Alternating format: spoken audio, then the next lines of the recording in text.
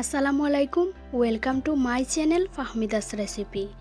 আজ আমি আপনাদের সাথে শেয়ার করতে চাচ্ছি যেমন সৌন্দর্যে ভরপুর ঠিক তেমনি মজাদার আরও একটি ডেজার্টের রেসিপি।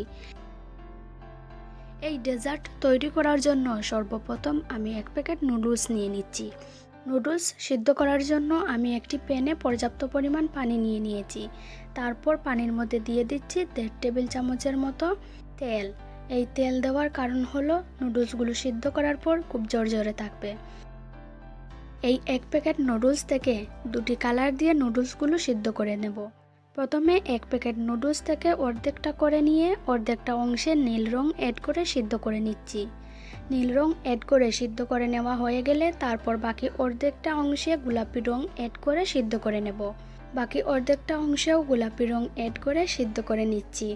আপনারা আপনাদের ইচ্ছে মতো কালার দিয়ে এখানে নুডলসগুলো সিদ্ধ করে নিতে পারেন। নুডলসে কালার করার সময় যদি কালার বসতে দেরি হয় তাহলে একটু কম সিদ্ধ করে নিয়ে সিদ্ধ করা পানি সহ রেখে দেবেন 5 মিনিট। তারপর দেখবেন কত সুন্দর কালারটা বসে যায়।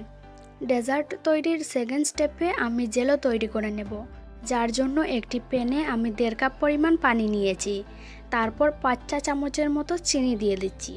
চিনি দেওয়ার পর কিছুটা অপেক্ষা করছি যাতে 2-1টা ব্লক চলে আসে পানির মধ্যে। তারপর এর মধ্যে আমি 1 চা চামচ আগার আগার পাউডার ঠান্ডা পানি দিয়ে গুলিয়ে দিয়ে দিচ্ছি। আগার আগার পাউডার দেওয়ার সাথে সাথে অবশ্যই নেড়ে দিতে হবে, তা না হলে কিন্তু দলা বেঁধে যেতে পারে। আগার আগার পাউডার দেওয়ার সাথে সাথে নেড়ে দিবেন। 1.5 থেকে 2 মিনিট চুলার মিডিয়াম আঁচে জাল করে নিতে হবে। 2 মিনিট পর আমি চুলা বন্ধ করে দিয়েছি। এবার আমি এগুলো 3টি প্লেটে ঢেলে নিচ্ছি। তারপর 3টি প্লেটেই আমি 3টা কালার দিয়ে দিচ্ছি আর সাথে সাথে নেড়ে দিচ্ছি। কালারটা অ্যাড করা শেষ করে নিয়ে প্রতিটি প্লেটেই আমি 1 ফুটো ভ্যানিলা এসেন্স দিয়ে দিচ্ছি। এতে জেলো থেকে খুব সুন্দর একটি স্মেল আসবে, খেতেও ভালো লাগবে। তারপর ফ্রিজের নর্মাল টেম্পারেচারে এগুলো রেখে দিতে হবে 10 মিনিটের জন্য।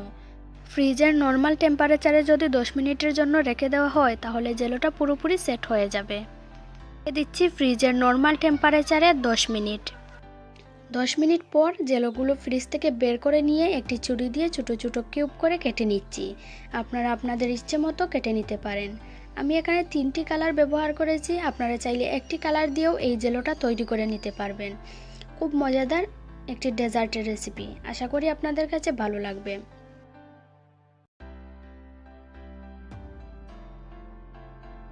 ডেজার্ট তৈরি করার 3rd স্টেপে আমি সাবুগুলো সিদ্ধ করে নেব। সাবুগুলো সিদ্ধ করার জন্য পর্যাপ্ত পরিমাণ পানি নিয়ে নিয়েছি একটি প্যানের মধ্যে। তারপর 1 কাপের মতো সাবু নিয়েছি। এই সাবুগুলো আমি সিদ্ধ করে নিচ্ছি। এই প্যানের মধ্যে নুডলস কালার করার কারণে সাবুর মধ্যে সেই কালারটা উঠে এসেছে।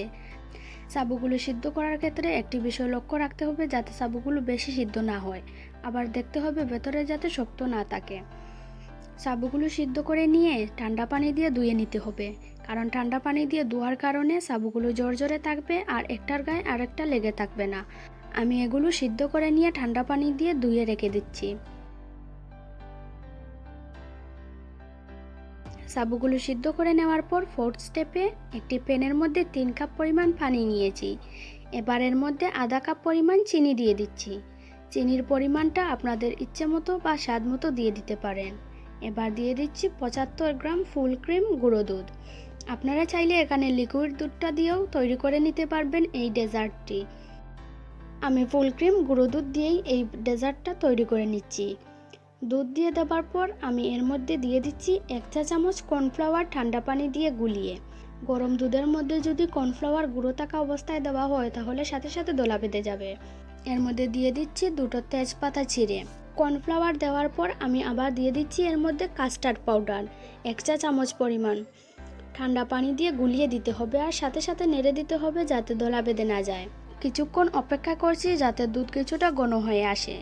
দুধ কিছুটা ঘন হওয়ার আগ পর্যন্ত অপেক্ষা করতে হবে, কারণ দুধের মধ্যে কর্নফ্লাওয়ার এবং কাস্টার্ড পাউডার দেওয়ার কারণে দুধ তাড়াতাড়ি ঘন হয়ে আসবে। দুধ কিছুটা ঘন হয়ে আসার পর আমি এর মধ্যে দিয়ে দিচ্ছি সিদ্ধ করে রাখা সাবুগুলো। সাবুগুলো দিয়ে 2 থেকে 3 মিনিটের মতো জাল করে নিতে হবে চুলার মিডিয়াম আঁচে। বেশিক্ষণ জাল করা লাগবে না, কারণ দুধ তাড়াতাড়ি ঘন হয়ে আসবে আর আগে থেকেই সাবুগুলো সিদ্ধ করে নেওয়া। চুলা থেকে নামানোর কিছুক্ষণ আগে আমি এর মধ্যে দিয়ে দিচ্ছি আগে থেকে সিদ্ধ করে রাখা নুডলসগুলো দিয়ে আরও 1.5 থেকে 2 মিনিটের মতো চুলার মিডিয়াম আঁচে জাল করে এগুলো নামিয়ে নেব। আর অপেক্ষা করব ঠান্ডা হওয়ার আগ পর্যন্ত, কারণ গরম গরম পরিবেশন করা যাবে না। অপেক্ষা করছি এই মিশ্রণটি ঠান্ডা হওয়ার আগ পর্যন্ত।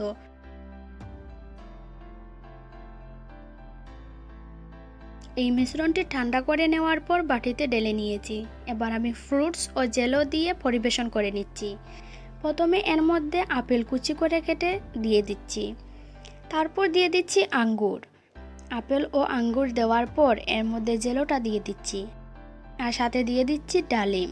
আপনারা আপনাদের ইচ্ছে মতো ফ্রুটস ও জেলো দিয়ে এই ডেজার্টটি পরিবেশন করতে পারবেন। অসম্ভব মজাদার একটি ডেজার্টের রেসিপি, আশা করি আপনাদের কাছে ভালো লাগবে।